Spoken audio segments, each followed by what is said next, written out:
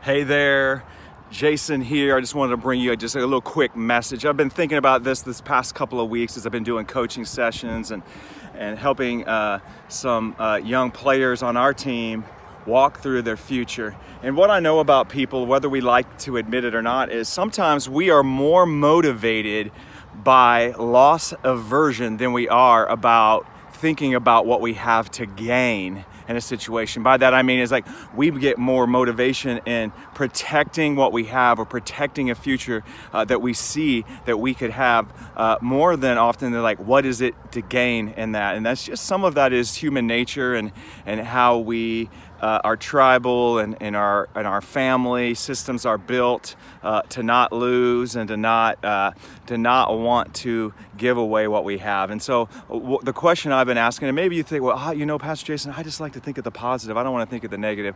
Well, we'll go over that in a further podcast. I live my life that way too. But sometimes you have to look ahead. And what the exercise we've been doing this week is this, and I encourage you to do this, is look ahead 5 years in your life.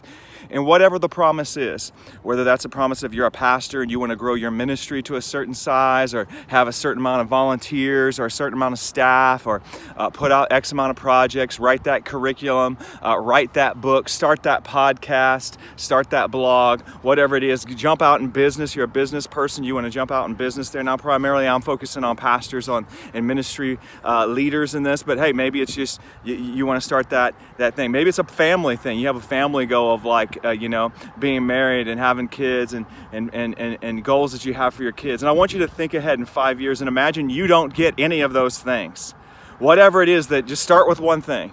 Start with it, maybe it's going full-time in ministry. I look back and I know my path didn't go the way I thought it was, but what I came to is a moment where I looked ahead in my future and I said, imagine I don't get in full-time ministry. What will the reasons be? What will the reasons be that I don't make it? What will the reasons be that I'll still be in the same place that I am today? Answer those questions. What are 4 or 5, maybe 6 reasons that you don't make it in the future, that you don't achieve, that you don't reach that goal, that you don't reach that ministry position, that call that God has for you? What are those 5 or 6 reasons? What are you doing today that's keeping you from that future? Or what is the possibility, habit that you have, a pain that you have to push past, a hurt that you have to push past? Think of those things, write them down, 4 to 6 things, and start working on them right now. Cut them off at the pass. Start to think about what's going to derail you and don't cut them off at the knees. Don't let those things derail you. Don't let them take you out. Don't let them keep you from what God has promised for you. Well, we'll talk about the positive later, but let's talk about what could keep you and cut it off right now today.